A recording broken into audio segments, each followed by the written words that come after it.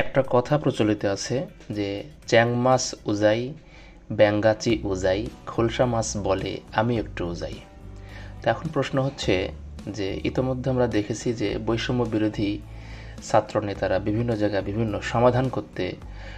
সমস্যা সমাধান করতে উপস্থিত হয়।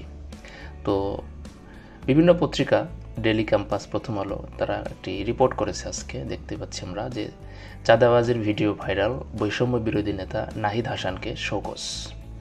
তার আগে এই সংবাদটি একটু পড়ে নিই। দেখুন, বৈষম্য বিরোধী ছাত্র আন্দোলন রংপুর মহানগর শাখার মুখপাত্র নাহিদ হাসান, বিষয়টা মাথায় রাখুন, তিনি মুখপাত্র, তার মানে একেবারে ছোট নেতা কিন্তু নন, অনেক বড় সমন্বয়কে বলতে পারি। নাহিদ হাসান খন্দকার চাঁদা দাবির একটি ভিডিও সামাজিক যোগাযোগ মাধ্যমে ছড়িয়ে পড়ার পর তাকে শোকজ করা হয়েছে। এখানে এই ভিডিওতে যেটা দেখা যায় সেটা হচ্ছে একটি পুকুর খনন করে বালু উত্তোলন ও পার্ক নির্মাণের বিনিময়ে নাহিদ হাসান খন্দকারের সঙ্গে কথা হচ্ছিল আশেপাশে থাকা একটা ব্যক্তি। সেখানে অপর পাশে থাকা ব্যক্তিটি নাহিদ হাসানকে উদ্দেশ্য করে বলে, তুমি যদি বলো সেখানে বালুর ব্যবসা হচ্ছে তাহলে সেটা বন্ধ করে দিই, 1 লাখ টাকা দিতে পারবো না, 5,000 টাকা দিচ্ছি। এ সময় নাহিদ হাসান খন্দকার বলেন, ব্যবসা আপনি বন্ধ করবেন কেন? ব্যবসা তো আপনি চালান, ভাইয়ের সাথে কথা বলেন, প্রয়োজনে সময় নেন, ভাইয়ের সঙ্গে কথা বলেন। নাহিদ হাসান আরও বলেন, আপনি তো দেখেছেন বিষয়টি কোথায় গেছে, ইউএনওডিসিকে সামলাতে হচ্ছে, মনে হয় কিছু কমাবেন, তাহলে ভাইয়ের সঙ্গে কথা বলেন। আমি চাই না আপনাদের কোনো সমস্যা হোক, জানেন তো সংগঠন চালাতে কি কি করতে হয়। এখন প্রশ্ন হচ্ছে যে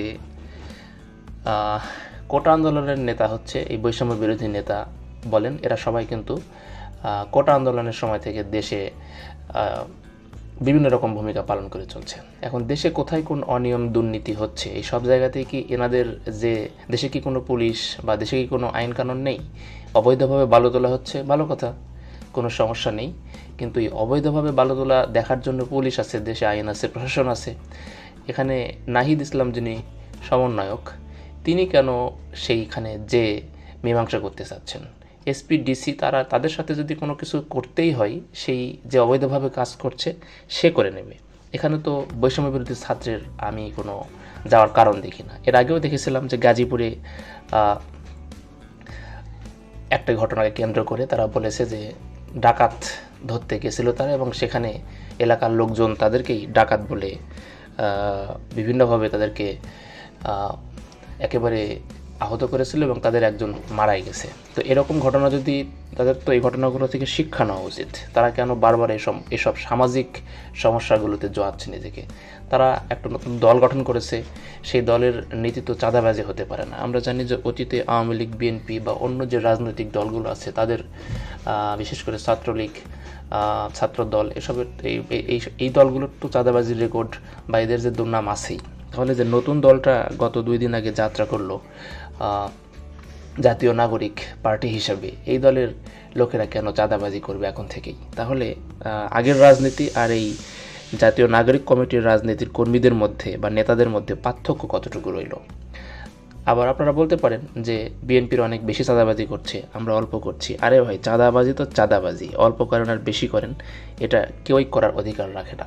রাজনীতি হবে সুস্থ, রাজনীতি হবে বলিষ্ঠ, রাজনীতি হবে জনগণের জন্য। কিন্তু পেটের জন্য রাজনীতি যেটা আওয়ামী লীগ বা বিএনপি করে এসছে, সেটা যদি এই বৈষম্য বিরোধী ছাত্র আন্দোলনের নেতারাও করা শুরু করে দেয়, তাহলে দেশের সাধারণ জনগণ যাবে কোথায়? শুরুতেই যদি এভাবে আস্থা হারানো শুরু করে বৈষম্য বিরোধী ছাত্র আন্দোলনের নেতারা, এরকম তো আরও অনেক জায়গাতে দেখা যাচ্ছে বা আরও অনেক খবরাখবর প্রকাশ হচ্ছে, তবে এটা একটু বেশি ভাইরাল হয়েছে। তো এখন পর্যন্ত তাকে গ্রেপ্তার বা কোনো রকম কোনো পদক্ষেপ নেওয়া হয়নি, শুধুমাত্র তাকে সংগঠন থেকে শোকজ করা হয়েছে, তাকে বহিষ্কারও করা হয়নি। তো এখন দেখা যাক বিষয়টা কত দূর যায়। আর এ ধরনের ঘটনা যদি ক্রমাগত চলতেই থাকে, তাহলে এটা বলাই বাহুল্য যে আওয়ামী লীগ, বিএনপি বা দেশের যে রাজনৈতিক দল রয়েছে যারা চাঁদাবাজি করে, টেন্ডারবাজি করে, এসবের সাথে এই বৈষম্য বিরোধী ছাত্র আন্দোলন বা বর্তমানে যে গঠিত হলো জাতীয় নাগরিক পার্টি, এদের কোনো পার্থক্য থাকবে না।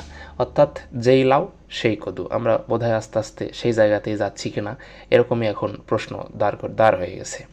তো বিষয়টা হচ্ছে কি, যে রাজনীতিতে যদি সততা না থাকে, সে রাজনীতি করে কখনো টিকা যাবে না। এটার অনেক বড় পরিচয় আপনারা দেখেন যে আওয়ামী লীগ যেটা করেছে তার কিন্তু শাস্তি তারা ভোগ করতেছে। সুতরাং তাদের কাছ থেকে আপনাদেরও শিক্ষা নেওয়া উচিত। ধন্যবাদ।